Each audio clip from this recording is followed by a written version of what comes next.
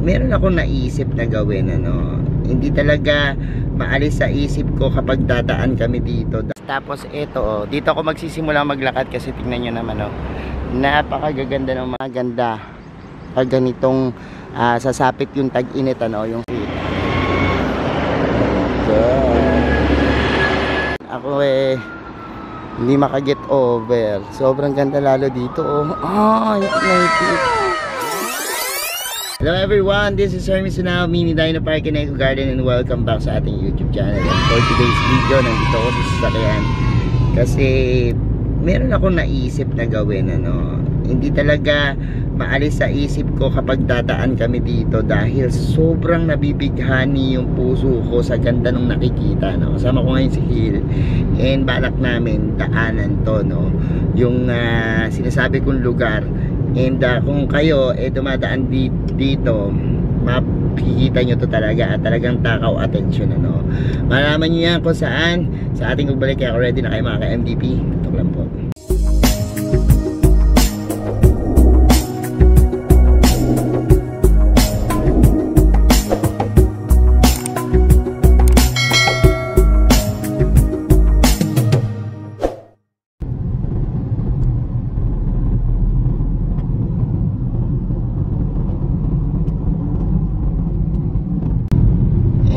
Ayan, dito na tayo ngayon.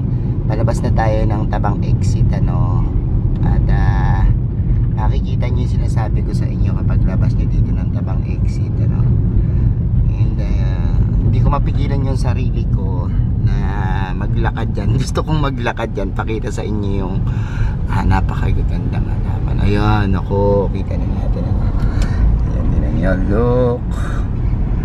look naman, diba? Yung kabuuan na yan hanggang dun, talaga. Halikat, mag-stop over muna tayo dito, tapos maglakad na lang tayo, Actually, yung mga tindahan dito laging walang tao, kaya hindi na tayo magtatanong, lalakad-lakad tayo, mula dun sa dulo. And we're back mga ka-MDP. Ayan, nasa background ko yung NLEX. Tapos ito, dito ako magsisimula maglakad kasi tingnan nyo naman, napakagaganda ng mga halaman dito along the way, and simulan natin maglakad para mapakita ko sa inyo at mabusog din yung mga mata nyo, Tara, actually hindi na ako tatanong ng mga presyo, basta lakarin lang natin to. Kung meron tayo makasalubong, di okay. Kung wala, kayo na lang pumunta dito at mag-inquire, kung magkano bentahan nila. Tara, halika, nakita ko na sa inyo. So eto na nga po, dito natin simulan sa pinakadulo, At makikita nyo ang gaganda ng mga bonggabilya dito, look, diba?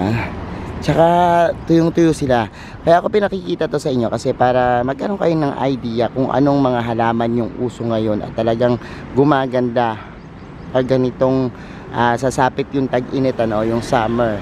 Kasi yung iba sa atin namumroblema, kapag yung halaman nila na binili, yan, natutuyot ka agad, kabibili lang yun na kaagad. Pero this one kasi, ang mga bonggabilya, na tinatawag, yan po yung mga halaman na talaga namang tumatagal sa init ng araw, Ito mga tinatakaw-takaw sila sa tubig, para lumabas yung bulaklak. And ayan, puntahan natin yung ating, marami pa doon, Tara, punta tayo doon. And ayan pa, kita nyo, talagang yung iba, palipas na yung mga bulaklak, pero yung iba, ayan, kasusulpot pa lang, Ang ganda, grabe. Pag dito ka, makikita mo talagang para silang mga nasa paraiso ka, pag nakita mo yung mga bonggabilya na yan. And kahit sa malayo, takaw attention talaga yung mga bonggabilya kapag halimbawa, ay may variegated pa dun sa may pag halimbawa pupunta po kayo dito, ayan, pwede naman kayong mag-walk in, o yung mga malalapit dito, tanong nyo na lang kung magkano, pero kita nyo, tuyong-tuyo yung kanyang mga paso, kasi ito hindi didigi naman masyado, tumatagal naman ang bonggabilya na walang tubig. Kung gusto mo silang pabulaklakin, medyo tipid-tipirin mo sa tubig. Pero kung gusto mong dumami yung dahon, Ayan, ede magdirig ka na magdirig o gawin silang makakapal, ano, iwa-wild. Naku po, eto pa, napakaganda nito, grabe. Sobrang ganda. Yan o, pag titingnan mo talaga, ang ganda. No? Look. Napakaganda. Magtanong na lang kayo dyan, walang mga tao minsan eh. Pag merong mga tao tayo nakita. Mga bulak-bulak. Ang sarap lang talaga maglakad dito. Look. Oh, diba? Ganda. Ito may mga sitra pa, oh.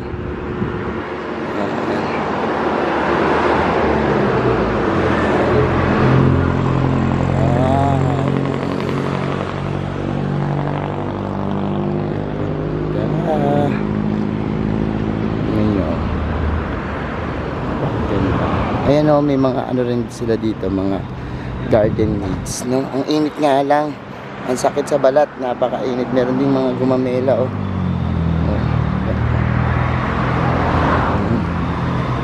And ayan, ito may mga bonsai dito.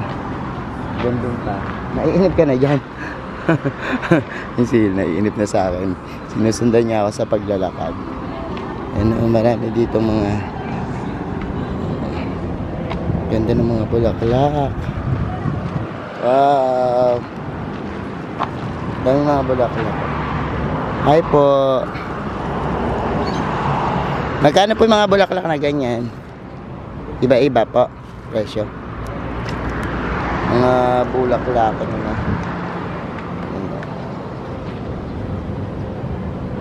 Ganda. Gusto talaga nila araw. Yan. Bakay dito. Maglakad pa tayo. Ang dami. Doon pa. Meron pa doon, no, mas madaming bulaklak. Nakakatuwa. Kataraputan natin. Ay, ang gaganda. Wow. Naku, kahit mainit ang araw, tirik na tirik eh. Ayan, ako eh hindi makaget over. Sobrang ganda lalo dito, oh. Ah, hitik na hitik. Ganda. Ayan. Kita marinig na rin yung mga ambulansya dito. Nasa tabi tayo ng daan. Tingnan nyo. Ganda nito. Kahit tumambay ako dito, tumingin, ano, pa-picture. Ganda. O, gandun pa yan, oh. Tingnan nyo. Ito yung nakikita ko talaga, no. Pagdaan ko. Oh my God. Ganda ng mga bonggabilya. No? Ayun pa, oh, doon. Mas marami pa, oh. Susun. No, pag ganyan yung nasa garden mo, ganyan kadami. Ibang klase, no. Feeling ko may mga inrap pa nga dyan, eh. No, mahaba pa po yan. Sinusundan lang ako ni Hil. Ayan yung sasakyan namin. And dami mga nakaan dito. Ganda ng mga bonggabilya. Sige, busugin nyo lang yung mata nyo.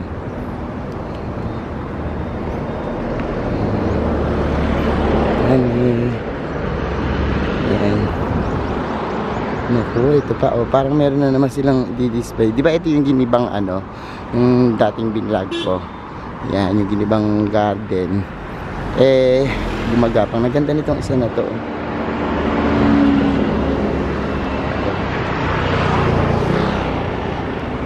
Ayun yung isa, yung parang gumagapang. Ayun yung maganda yun. Magandang trellis, no? So, yan. Hanggang dito pa. Oh my God, napakaganda. Yan. So, ganda. Ayan na, ito na yung pinakadulo. Matatapos na yung ating paglalakad, no? Pero ang daming mga varieties ng bonggabilya, no? Hindi ko alam mga pangalan. Pero alam ko lang yung mga Splash, ayan, Mr. and Mrs. Miss Manila, Manila Red, mga ganun. Hawaiian. Ito. Yung multiple na bulaklak, ayan. Mga dami. Oh my God. Yan, ang dami. So, Ayan lang, dyan na natatapos yung ating vlog. Pinakita ko lang sa inyo itong aking dinadaanan. Ang sarap talaga maglakad dito, no? Na, yan, kasama ang mga panggabiga. So, ayan, medyo mainit lang dun sa ating pinagvlogan. At talaga namang grabe yung init ng araw ngayon, ano? Parang, nangungurot sa sakit. Pero anyways, pinakita ko yan lang sa inyo yung ating dinadaanan at masarap maglakad doon kahit sobrang init. Minsan di ko nararamdaman yung yung kirot nung ng pagbibilad sa ilalim ng araw. Pag gano'n naman talaga yung mga views na makikita mo, no? Anyways, yung mga pupunta dyan, dadaan kayo dyan, pwede kayo mag-inquire, no? Minsan kasi mga gardeners lang o yung nag-aalaga lang yung nandoon, ano. Tawag na lang kayo minsan kasi mahirap tumawag pag halimbawang alanganing oras katulad ngayon, magtatanghalian, baka mga nagbi-break yung mga yon, ano. Anyways, ayan, pinakita ko lang sa inyo. At kung may kailangan nyo ng idea doon sa mga alagaang halaman ngayong summer, the best po yan, ano, yung mga nakita nyo doon sa daan, kasi talagang nakatampak sila sa araw pero nabubuhay sila at namumulaklak, ano. And thank you so much sa inyong panonood ngayong araw na ito, sa mga nagla-like, nag-share, nagko-comment sa ating mga videos, sa mga hindi pa po nag-subscribe sa ating YouTube channel. Kung bet na bet nyo po ganitong usapan, plants and gardening, mag-subscribe na po kayo. Huwag nyo pong kalimutang i-hit yung notification bell para laging updated sa aming latest uploads, pati po sa iba't iba nating social media accounts, sa ating TikTok, Instagram, Facebook pages. Search lang po Hermy Sunaho or Mini Dino Park and Eco Garden, makikita nyo na yan. Salamat na maraming mga ka-MDP, and this is Hermy Sunaho, nagsasabi sa inyo ng happy planting. Bye!